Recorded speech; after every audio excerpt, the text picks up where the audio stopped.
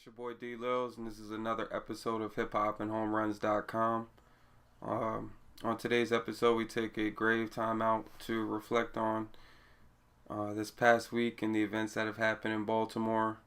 I was live in the quote-unquote war zone and have footage that you'll see later on in today's episode. It's unfortunate the things that our people have done to the city, but what's even more unfortunate is the lack of justice that we're seeing across the nation right now. Black folk everywhere are encountering injustice, prejudice, racism, all types of other negative acts and overall negative themes against our people. And it just came to a time where we've said enough. And I know I use this plateau in this forum to talk about sports, but right now there's other things that are a tad more important than sports. Specifically what's going on in my hometown of Baltimore, Maryland, my home area, so to speak. So I'm not going to get into the specifics of the case or anything of that nature, but I just want to take time to take a look at those things. And if you haven't uplifted this city in prayer, continue to do so. This is why it's so important to vote. It's why it's so important to be active in your city council, to be active in who you put in the House of Representatives. If you don't activate your usage of the power that you have, the little power that you do have, it will be taken away from you. And that's what's happening right now in our inner cities, in our urban.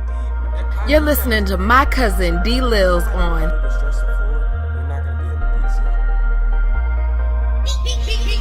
It's DLils, you rockin' with hip-hop and home runs. We don't criticize pros, man, it's all fun. Urban media, yeah, we talking sports, debating issues, spitting game on and off the court. It's hip-hop and home runs. HipHop and HomeRuns.com.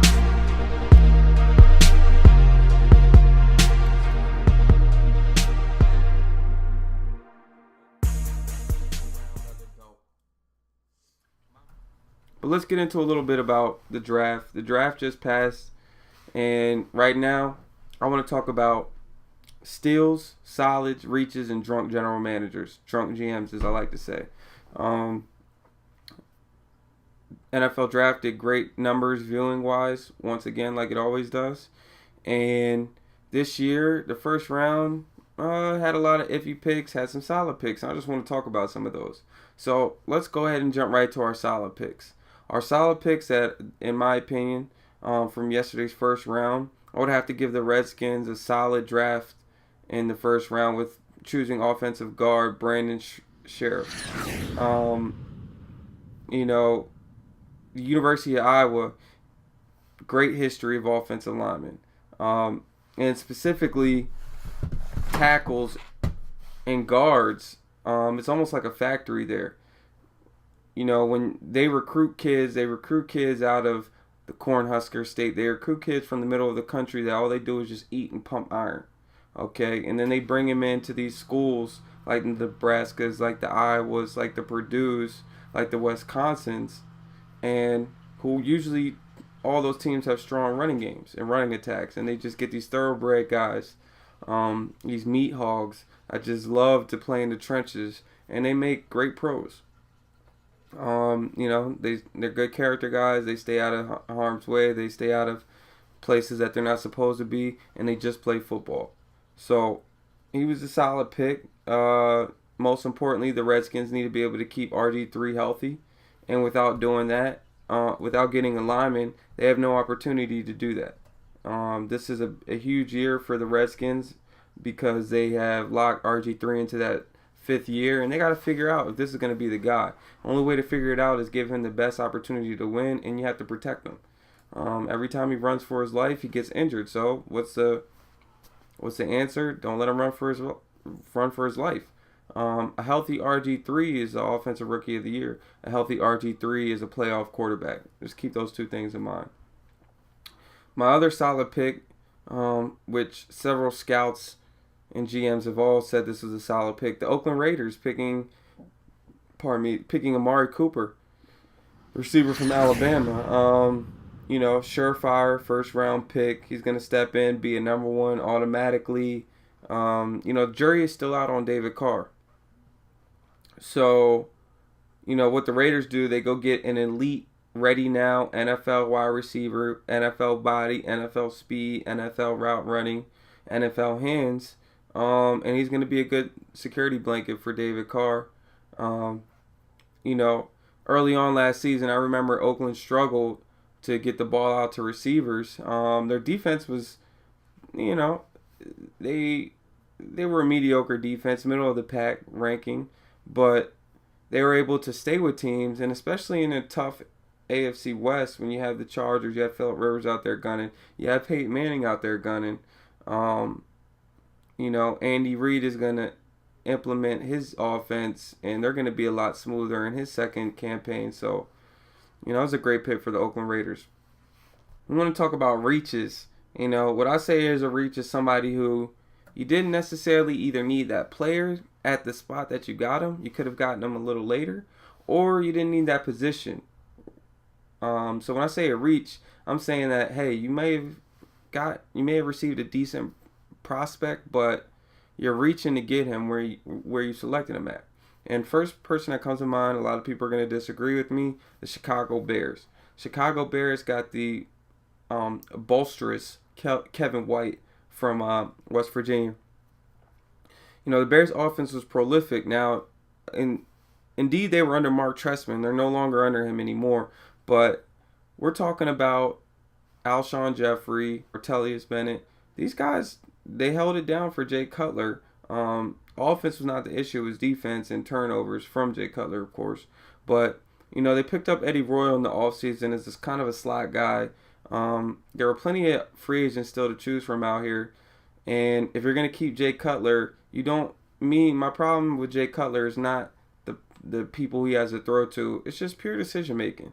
And for you to bring in a Kevin White right there when your defense was absolutely horrendous, yeah, you have some young second-year pieces. You got the Fuller kid out there. You got some other guys that may be able to, grow into a better player and grow into a better defense. But in all reality, you guys could have used a defensive lineman or a linebacker right here. A Shane Gray, a Gregory, Eric Armstead. They all would have been good picks for Chicago Bears right here. Chicago is a defensive city.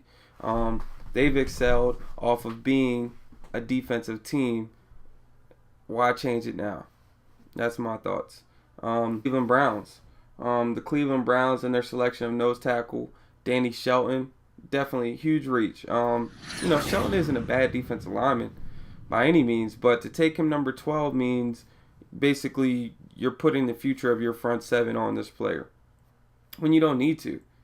Cleveland Browns have a solid defense. They're solid defensive backs, good linebackers, good rushing ends. You didn't necessarily need to take a nose tackle right here. If Cleveland's problem was on the offensive side of the football, if you take a look at what they did, they did running back by committee. They just lost Josh Gordon for a year. That's their best receiver. So now you have Miles Austin as your number one wideout. And you take a defensive tackle. Like, come on. Who are we kidding here? Mike Pettin, that's the second bad move you made. You need to be out of here, bro. Out of here. But a running back or a receiver would have been a good pick right here. We talk about drunk general managers. Moving on to what I call drunk general managers. At the end of the day, there were, two teams in particular I felt like just kind of, dropped the ball. Start out, it hurts to say this, but my Dallas Cowboys. 1 year after making one of the most solid draft picks in the first round, getting the guy Zach Martin at center and solidifying the best offensive line in football, Steven and Jerry decide that, hey, let's go get Byron Jones, a tall corner from Connecticut who didn't guard anybody. They didn't play anybody. He didn't lock anybody up. Yeah, he has a knack for the ball. He does turn over the football. He gets interceptions. He gets his hands on pass deflections, stuff like that. But the amount of film that you have to judge him with, tell me 2 elite receivers that he shut down at Connecticut University. You can't name them. You can't. So at this point, drafting him as a defensive back in the first round is another, I see Claiborne written all over this, another bad decision. I would rather you choose another offensive lineman and just build some depth on the offensive line. But to go after a corner who's not even, in my opinion, one of the elite corners out there, it was a bad move. It was a bad move. Cincinnati has plenty of corners. Go try to trade for one of those guys. Go pick up some free agents. You could have got Byron Jones in a later round. It was just an overall bad move by the Dallas Cowboys.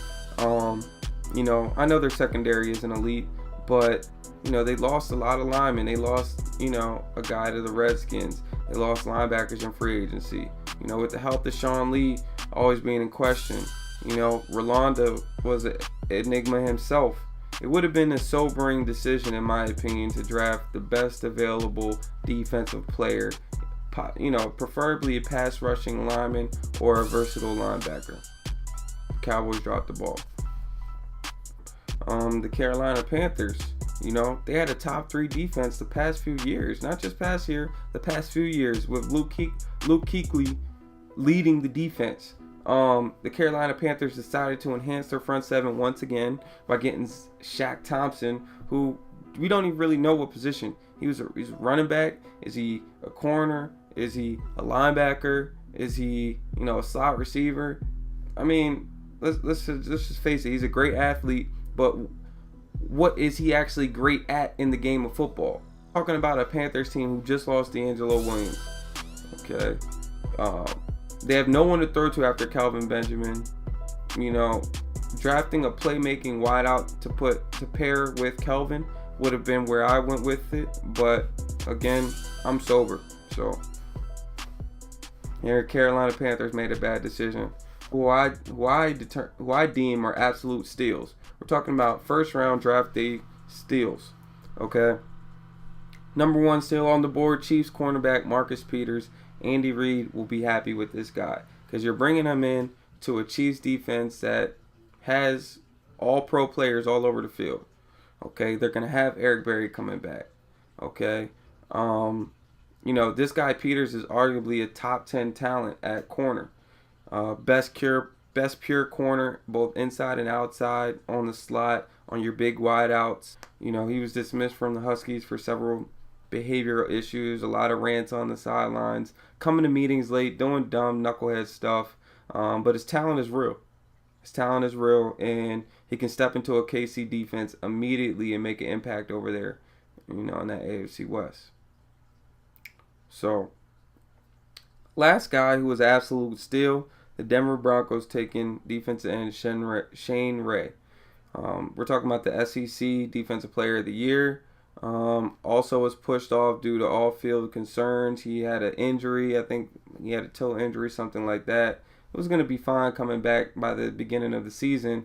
2 days before the draft, he gets caught with 35 grams of marijuana in his truck. Obviously, that's going to raise questions. But at this point, physically, most tenacious defender coming off the edge. You're going to pair him with DeMarcus Ware and having Von Miller on your linebacking core. That makes his defense elite. Today, they're an elite defense. So, those are my solids, reaches, drunk GMs, and steals of the first round. Tune in to HipHopHomeRuns.com to see my my NBA first round playoff review, as well as my Mayweather and Pacquiao review tomorrow. All right, stay tuned. It's HipHop Home Runs.